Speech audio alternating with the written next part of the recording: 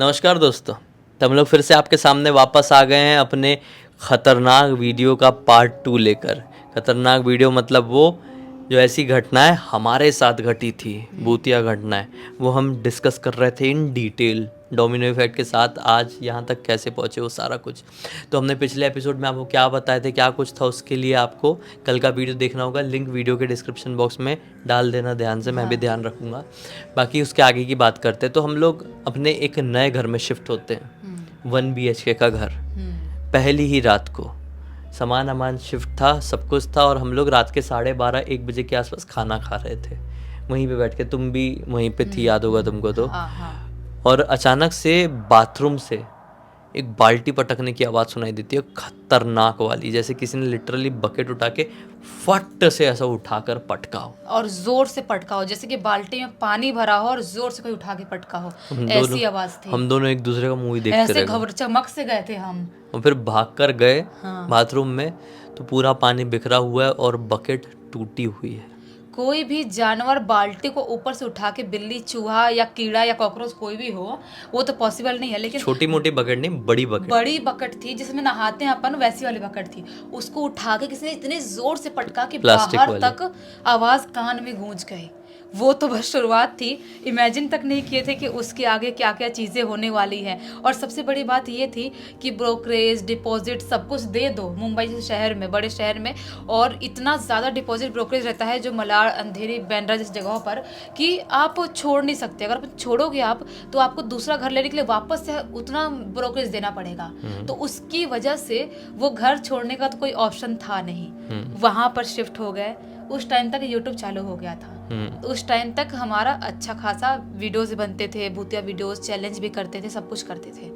वहाँ से स्टार्ट हुई सारी चीज़ें। और तुम्हारे साथ वो कौन सा कांड सबसे खौफनाक हो, वो तुम बताओ। कौन सा? जो तुम लेटे हुए थे, सोए हुए थे, और उस टाइम पे मैं कहीं बाहर शूट पे गई थी या कहीं तो गई थी मैं। वो कांड तो आएगा, लेकिन उससे पहले की भी और बहुत सारी चीज़ें हैं। जैसे कि उससे पहले तुम्हें एक बार बताई थी, मैं एक शूट में था।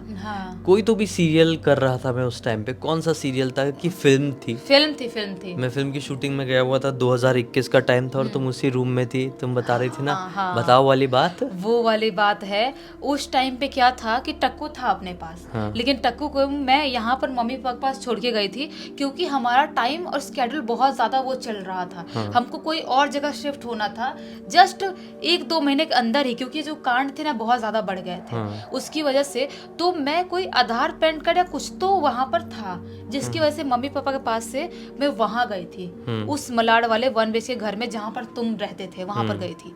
और रात में तुम थे नहीं, तुम फिल्म शूट करने गए हुए थे। मैं आराम से लेटी हुई थी और फिल्म देख रही थी, दिल है तुम्हारा। उसको मैंने बचपन से बहुत बार देखी हूँ। तो वो फिल्म देख रही थी टीवी में लगा के, और रेड वाला वही सोफा जो था, आपने देखा होगा बहुत चैलेंज वीडियोस में, उस रेड सोफा में मैं ऐसे लेटी हुई थी। लेटे लेटे लगभग रात के 2-2:15 बजे का टाइम हो जाता है। तब मैं सोचती हूँ कि यार पूरी रात टीवी देखती रहूँगी क्या, सोना भी है, सुबह सुबह उठ के फिर जाना है घर, काम वाम भी कराना है, जो आधार कार्ड काम है जो मुझे करवाना था, इंपॉर्टेंट था, वो भी करवाना है। तो मैं ऐसे ही थोड़ा सोची कि नींद आएगी। नींद तो आती नहीं थी रात भर पहले, ऐसा था कि 5-5 बजे 6-6 बजे नींद आती थी, ऐसा वाला था। तो मैंने सोचा नींद नहीं आएगी, पता नहीं क्या होगा। एक काम करती हूँ, टीवी को म्यूट कर देती हूँ और ऐसे लेट के सोने की कोशिश करती हूँ। अगर नींद आ गई तो ठीक है, टीवी म्यूट चलते रहेगा, और नींद नहीं आई तो टीवी वापस देखना चालू कर दूंगी। ऐसे बस टिक के, इतनी मोटी वाली तकिया थी, उस तकिया से टिक के ऐसे बैठी हुई हूँ। अभी मेरे को म्यूट किए हुए कुछ सेकंड ही हुए होंगे, 20-25 सेकंड। अचानक से मुझे ऐसा महसूस होता है, आंख बंद है मेरी, कि सोफ़ा पे कोई चढ़ के आया। सोफ़ा पे लिटरली दबाव महसूस होता है। और जैसे भी मैं आँख खोलने वाली थी ही, उससे पहले ही ऐसा कोई गहरी सांस लेता है ना, वैसी आवाज़ आती है। मैं इतनी ज़ोर से घबराती हूँ, चमक जाती हूँ और फटाक से आँख खोल लेती हूँ। और जैसे ही मैं आँख खोलती हूँ, सोफ़ा पर कुछ भी नहीं था, कोई भी नहीं था। जानवर की कोई लंबी सांस बोलो, इंसान की मिक्स टाइप की वो लंबी गहरी सांस थी। और ये स्लीप पैरालिसिस नहीं था? नहीं, क्योंकि 20-25 सेकंड में कौन सोता है, किसको स्लीपिंग पैरालिसिस होता है। मैं तो 5-6 बजे सुबह सोने वाली लड़की थी उस ज़माने में, ऐसा वाला चल रहा था उस टाइम पे। अब मैं अंदर अंदर धक धक धक धक धक धक हो रहा है, लेकिन फिर भी मैंने सोची कि मैं ज़्यादा डरूंगी, फ्लोर पे कोई रहता है नहीं, एक बूढ़ी आंटी रहती थी बस उस फ्लोर पे। मैंने सोची कि वो फैमिली वाले लोग हैं, उनको तो डिस्टर्ब कर नहीं सकती, और पूरे फ्लोर पे कोई नहीं रहता है, मैं ज़्यादा घबराऊंगी नहीं। मैं सिर्फ टीवी की तरफ देख रही हूँ, कहीं नहीं देख रही हूँ, कहीं पर भी रूम में किसी भी एरिया में कहीं नहीं देख रही हूँ। तभी अचानक से जो फ्रिज वाला एरिया था, आपने पुराने सब्सक्राइबर लोगों ने देखा होगा, फ्रिज वाले एरिया की तरफ से वो जो फ्रिज का जो बटन है ना, बंद चालू बंद चालू बंद चालू, टिप टिप टिप टिप करके आ रही है आवाज़। अभी मैं उस आवाज़ को नोटिस कर ही रही थी कि ये कैसे हो सकता है, ये पहले भी सुने हैं लेकिन अभी ये गहरी सांस वाले की जस्ट बात कैसे हो सकता है। तभी अचानक से वापस से जो बाथरूम का नल था उसके चालू होने की आवाज़ सुनाई देती है, और सिर्फ नल चालू नहीं हुआ था, वापस से किसी ने ज़ोर से बाल्टी उठाया और धड़ाम से पड़ा। बस ये इतना दिमाग में डर ज़्यादा पैदा करने के लिए काफ़ी था।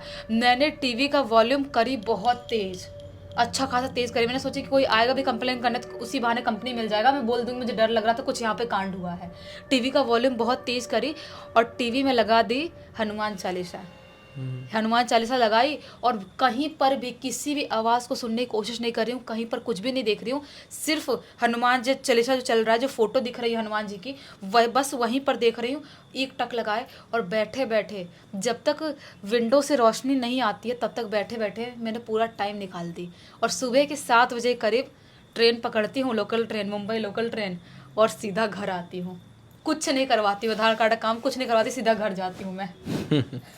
और इसके बाद भी तुम्हारे साथ एक और घटना हुई थी, कोई तुमने बताई थी? वो वाली घटना तो इधर हुई थी, दूसरे घर में शिफ्ट होने के बाद। अच्छा, हाँ, वहाँ पे फिर तुम्हारे साथ नहीं हुआ। वो तो आखिरी टाइम था ना होने का। वो एक नाखून काटने वाला, नाखून काटने वाले इस घर में, जिस घर में शिफ्ट होने वाले सेकंड थे। वाला घर, जिस घर में शिफ्ट होने वाले थे।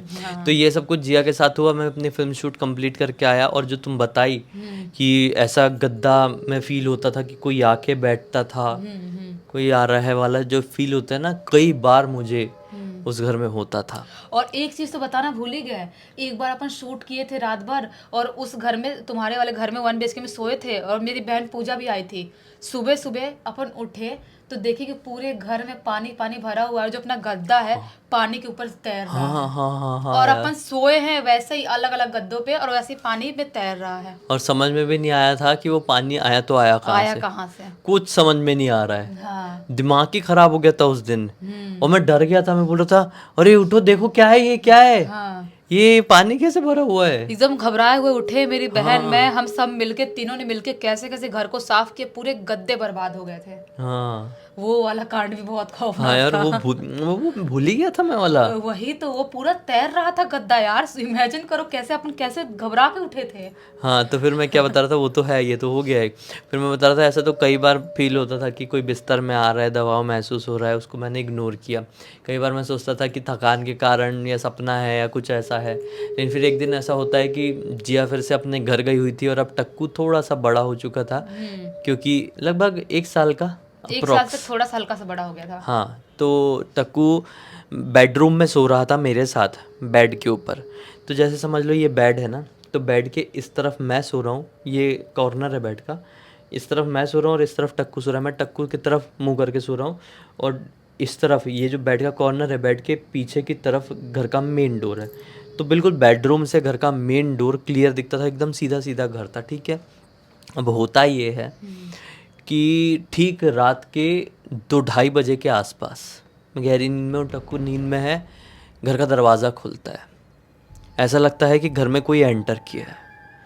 मेरी आँख खुल गई, लेकिन अब हिम्मत नहीं है कि मैं पलट कर देख लूँ, उसको मैं सामना करूँ कौन है कौन नहीं। मुझे ऐसा लगा कि घर में कोई चोर घुसा है, क्योंकि वो जो दबे हुए कदमों की एक आहट समझ में आती है ना, मुझे घर के अंदर से वो वाली आहट महसूस हो रही थी।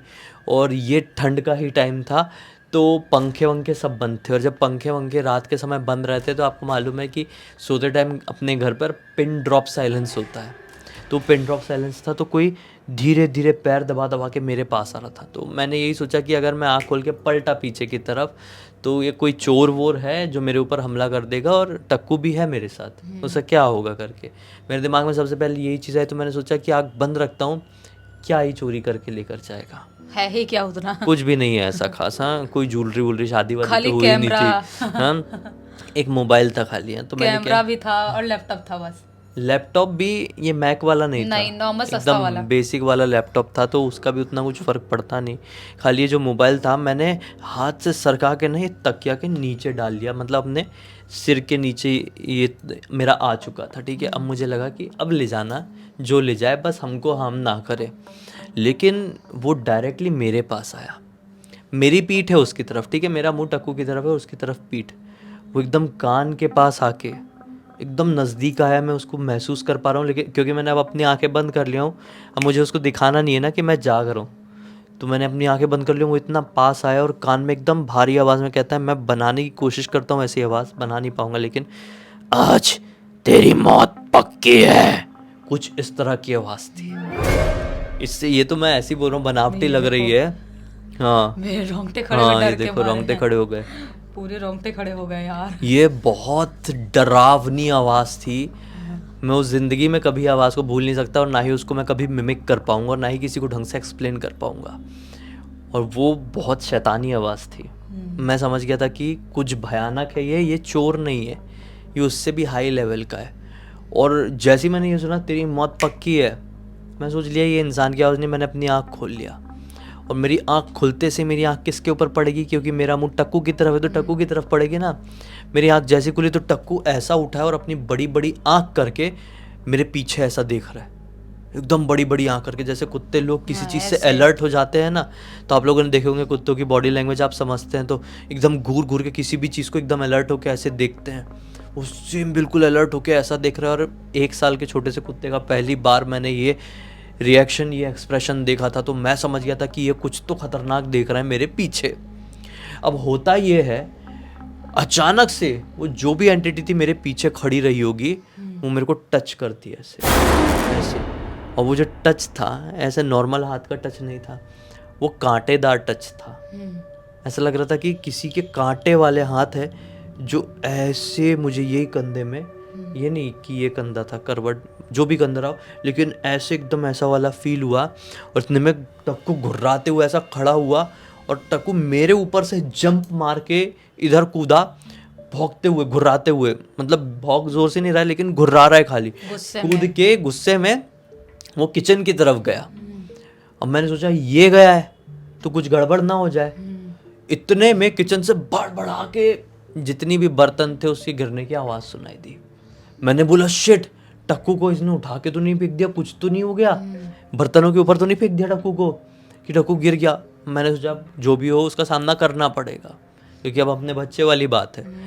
तो मैं उठ के तुरंत पलटा और किचन की तरफ जाकर देखा तो टक्कू जहाँ पर ढेर सारे बर्तन रखे हुए थे उनकी तरफ बस ऐसे घुर्रा के देख रहा है, वही अलर्ट वाली पोजीशन में, लेकिन बर्तनों कुछ भी नहीं हुआ है, गिरे नहीं है, कुछ भी नहीं, और वहाँ पे कोई है भी नहीं। सिर्फ गिरने की आवाज़ आई थी लेकिन बर्तन गिरे नहीं थे। मतलब मुझे आवाज़ें ही सुनाई दे रही थी, चाहे वो बर्तन की आवाज़ हो, वो जो भी शैतानी आवाज़ हो, जो कुछ भी हो, कुछ दिखाई नहीं दे रहा था। दिखाई दे रहा था खाली टक्कू का रिएक्शन और मेरा एक नॉर्मल घर। लेकिन वो नॉर्मल होते हुए भी नॉर्मल नहीं था, वहाँ पे कुछ तो भयानक था। अब मैं जब अपने सेंसेस में आ गया तो मैं गुस्से में गाली देता हूँ, बहुत अच्छा गाली देता हूँ। मैं बोलता हूँ कि जो कुछ भी है सामने आ, भी ऐसे क्या कर लेगा, जब तो मैं सो रहा था, अब आजा, ताकत है तो। एकदम चिल्ला चिल्ला के बोल रहा हूँ, पूरी बिल्डिंग गूंज जा रही है, आसपास के लोग, कोई बाई चांस जाग रहा होगा, सोच रहा होगा पागल हो गया क्या इतनी रात में। तो ऐसा चिल्ला के मैंने बोला और सारे घर की लाइट ऑन किया, हनुमान चालीसा लगा और बैठ गया।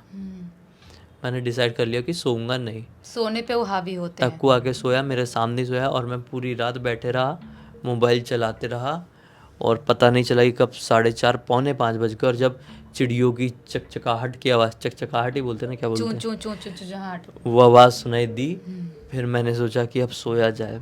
मैं सोया और अगले दिन उठते से ही मेरे कुछ फ्रेंड्स थे जो कि उस सोसाइटी को छोड़कर कहीं और शिफ्ट हो गए थे, उनको मैं फ़ोन लगाता और उनसे बोलता हूँ कि कहीं और घर मिल सकता है क्या, इस घर को छोड़ना पड़ेगा। वो हिंट थी।